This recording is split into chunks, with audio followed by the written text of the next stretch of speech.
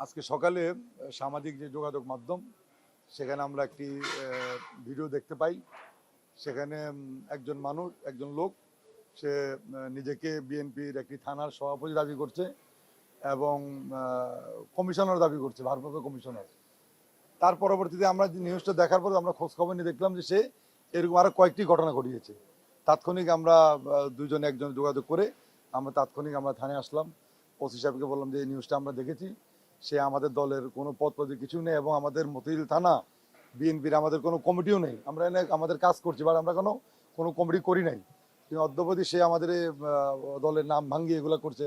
আমরা তার বিরুদ্ধে আমরা মামলা করবো এবং তাকে আইনের আওতায় আনা উচিত, গ্রেপ্তার করা উচিত।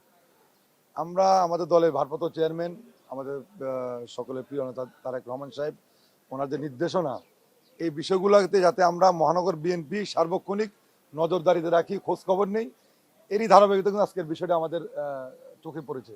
আমরা ওনার নির্দেশনায় আমরা তাৎক্ষণিক থানায় আসি এবং তার বিরুদ্ধে প্রতারণা, চাঁদাবাজি এবং আমাদের দলের নাম ভাঙ্গিয়ে সে দলকে ভাবমূর্তি নষ্ট করার এই কারণ দেখিয়ে আমরা তার বিরুদ্ধে একটা মামলা, আমাদের এই থানা বিএনপির যে আমাদের সাধারণ সম্পাদক তাকে বাদী করে আমরা মহানগর বিএনপির নির্দেশনায় আমরা একটা মামলার কাগজ, মানে বাদী, এটা কি কাগজ জমা দিয়েছি আমরা।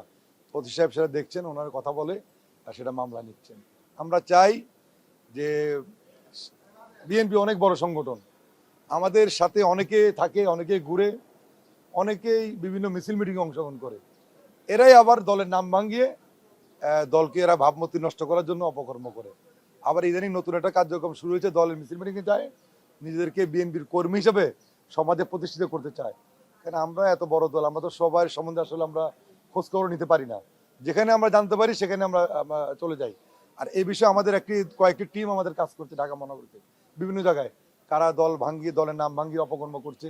আমরা ইতিমধ্যে অনেককে শনাক্ত করেছি, অনেকের বিরুদ্ধে আমরা ব্যবস্থা নিয়েছি, অনেকে বহিষ্কার করেছি, অনেক কমিটি ভেঙে দিয়েছি, অনেকে আমরা পুলিশকে দিয়ে তাদেরকে থানায় গ্রেপ্তারও করিয়েছি। এরকম ঘটনা কিন্তু আমাদের আছে। আমরা এই বিষয়ে কাউকে ছাড় দিচ্ছি না। যারা দল করবে, দলের সুনাম নষ্ট করবে, অবশ্যই দল তাদের বিরুদ্ধে সাংগঠনিক ব্যবস্থা নেবে। আর পুলিশ অলরেডি আমরা কাগজ জমা দিয়েছি, মামলা করার জন্য কাগজ জমা দিয়েছি, তারা ব্যবস্থা নিচ্ছেন। অলরেডি মামলার নাম্বারও, তারা যেহেতু অনলাইনে মামলা হয় তো একটু দেরি হয়। আমরা কিন্তু থানায় এসেছি প্রায় 11টার দিকে আমরা থানায় এসেছি।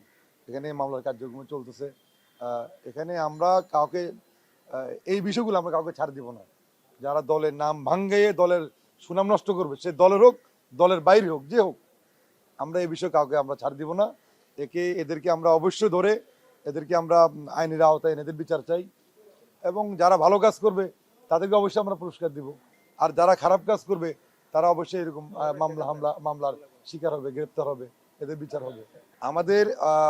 আমাদের যে সামাজিক যোগাযোগ মাধ্যম আমাদের ঢাকা মহানগর বিএনপি, সেখানে আমি এবং আমার সদস্য সচিব তানভীর আহমেদ রবিন, আমাদের দুজনেরই আমাদের ফোন নাম্বার দেওয়া আছে সেই দপ্তর থেকে। সেখানে আমাদের 4টা নাম্বার দেওয়া আছে। সেই নাম্বারগুলোকে অনেকে আমাদেরকে ফোন করে, আমরা জিনিসগুলো তাৎক্ষণিক জানতে যখনই পারি তখন আমরা সেই বিষয়ে আমরা কাজ করি এবং যারা দোষী তাদের বিরুদ্ধে আমরা ব্যবস্থা গ্রহণ করি। আমরা ঢাকা শহর অনেক বড় একটি জায়গা, অনেক মানুষের বসবাস, আর বিএনপিও অনেক বড় সংগঠন, অনেক কর্মী, অনেকে বিএনপির নাম ভাঙ্গিয়ে, যেমন আজকে বিএনপির নাম ভাঙ্গিয়ে চাঁদাবাজি করতে, তাকে আমরা ধরতে পেরেছি। আমরা সকলকে অনুরোধ করব, যেখানেই বিএনপির নাম ভাঙ্গিয়ে দলের ভাবমূর্তি নষ্ট করার জন্য যারা এসব চাঁদাবাজি বা অপকর্ম করবে, আমাদেরকে জানাবেন, তথ্য দিয়ে আমরা অবশ্যই তাদের বিরুদ্ধে ব্যবস্থা নিব। একটা শুধু আনক্লিয়ার আছে, সেটা আপনি বলেছেন যে মামলাটি করেছে বিএনপির আহ্বায়ক, এটা কি ওয়ার্ড বিএনপির আহ্বায়ক বা মামলার বাদীকে? যেহেতু ঘটনাটা এই এলাকায় ঘটেছে, সেই জন্য আমরা আমাদের যে এই ওয়ার্ড বিএনপি সাধারণ সম্পাদক আহমেদ আলী, তিনি নিজেই বাদী হয়ে মামলা করেছেন আমাদের মহানগর বিএনপির সিদ্ধান্ত ক্রমে।